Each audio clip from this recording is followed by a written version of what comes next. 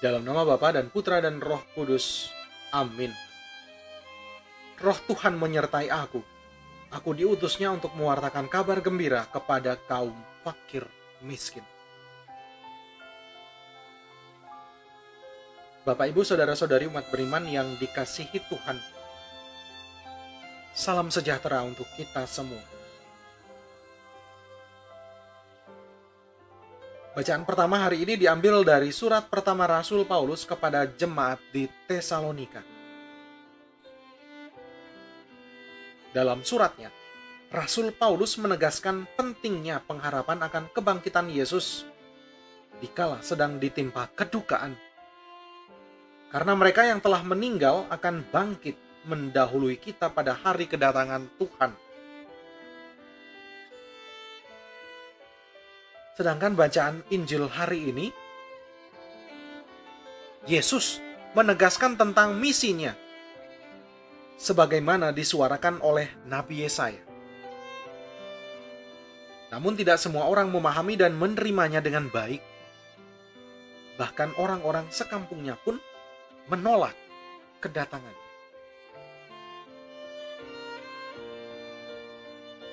Apakah kita sudah menerima Yesus seutuhnya?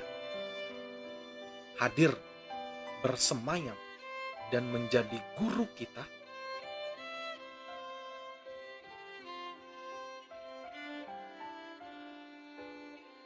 Sebentar lagi kita akan mendengarkan sabda Tuhan. Mari kita hening sejenak. Kita mohon ampun atas segala dosa dan salah kita di hadapan Tuhan. Kita bersihkan hati agar layak dan pantas mendengar sapaannya yang kudus.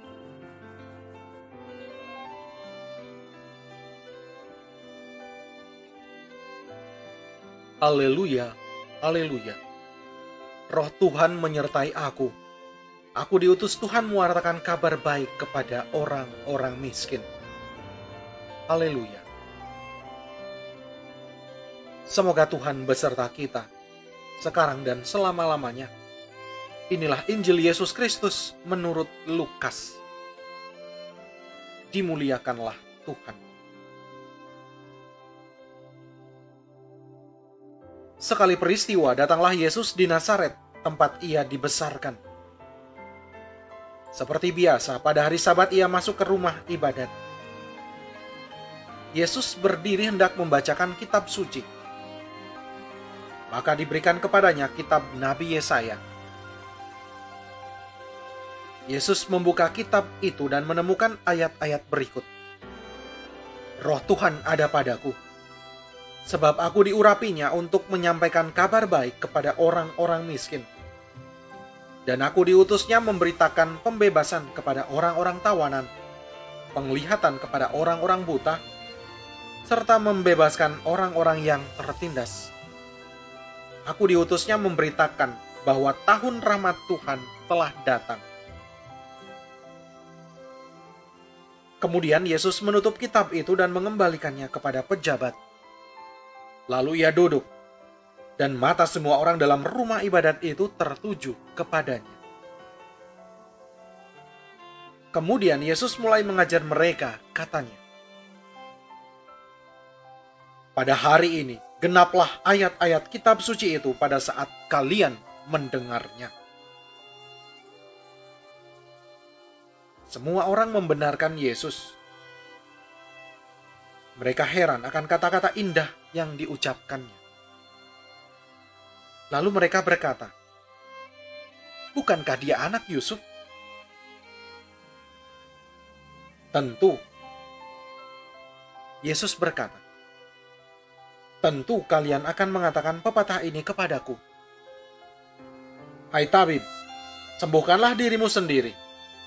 Perbuatlah di sini, di tempat asalmu ini, segala yang kami dengar telah terjadi di Kapernaum. Yesus berkata lagi, aku berkata kepadamu, sungguh, tiada nabi yang dihargai di tempat asalnya. Aku berkata kepadamu, Dan kataku ini benar. Pada zaman Elia terdapat banyak wanita janda di Israel. Ketika langit tertutup selama 3 tahun dan 6 bulan, dan ketika bahaya kelaparan yang hebat menimpa seluruh negeri. Tetapi Elia diutus bukan kepada salah seorang dari mereka, melainkan kepada seorang wanita janda di Sarfat, di tanah Sidon.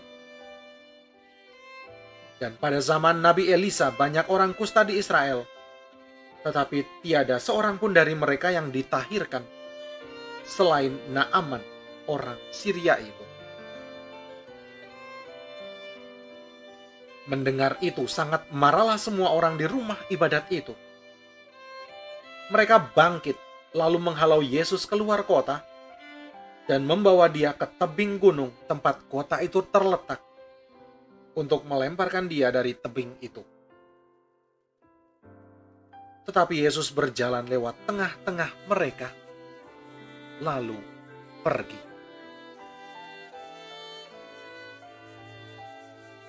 Demikianlah sabda Tuhan. Terpujilah Kristus. Kuat beriman.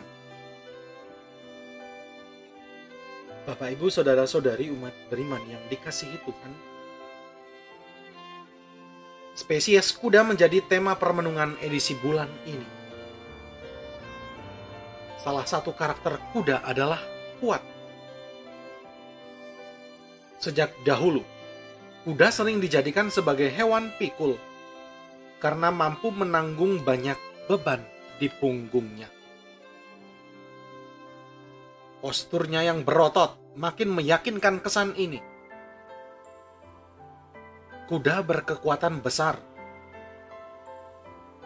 Maka tidaklah heran jika pabrikan mobil menjadikan kekuatan kuda sebagai satuan daya mesinnya.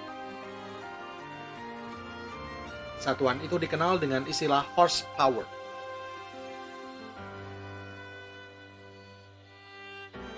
Warta Injil hari ini bisa kita maknai dalam konteks tadi, yakni kuat. Yesus adalah pribadi yang kuat. Mengapa? Sebab betapapun ia sering dibebani banyak masalah, ia tidak pernah ingin mundur dari tugas perutusannya. Ia tetap kuat menghadapinya, seperti yang dialaminya saat berada di Nazaret. Walau kehadirannya ditolak, bahkan karyanya diragukan, hingga dirinya mau dilemparkan dari atas tebing, Yesus sedikit pun tidak gentar. Ia tidak mau menyerah pada situasi tersebut. Baginya, kerajaan Allah mesti segera dihadirkan di tengah kehidupan. Tidak boleh ada kata gagal bagi pemakluman belas kasih Allah bagi manusia. Maka Yesus mengabaikan semua perlakuan buruk dari orang-orang sekampungnya. Alasannya adalah keselamatan universal lebih penting untuk diperjuangkan daripada berusaha memuaskan kepentingan sendiri. Yesus bukan pribadi yang gila hormat.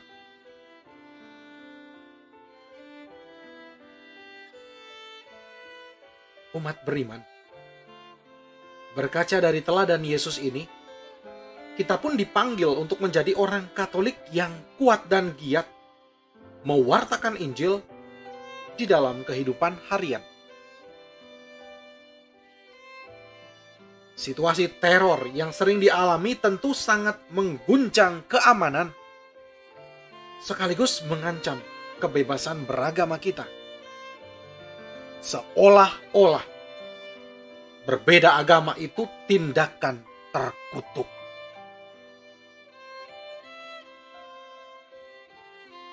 namun berhadapan dengan kebiadaban ini. Jangan pernah takut. Jangan biarkan terorisme merampas kedamaian hidup ini. Kita harus melawannya dengan menebarkan nilai-nilai Injili. Allah lah kekuatan kita. Dan bersama Yesus,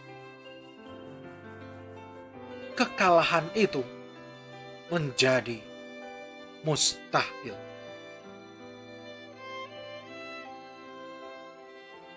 Tuhan senantiasa memberkati perjalanan hidup kita. Amin. Marilah kita berdoa.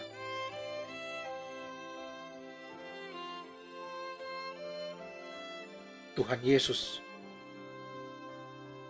Engkau mengajarkan kepada kami untuk mengubah cara berpikir kami yang sering menghakimi sesama. Tolonglah kami untuk bertobat dan menyadari akan kasih Allah Bapa kepada kami yang begitu besar dan mampu melihat Engkau dalam segala peristiwa hidup kami di sepanjang hari ini. Sebab Engkaulah juru selamat kami kini dan sepanjang segala masa. Amin. Semoga Allah Maha Kasih mengaruniakan berkat-Nya kepada kita semua dalam nama Bapa dan Putra dan Roh Kudus. Amin.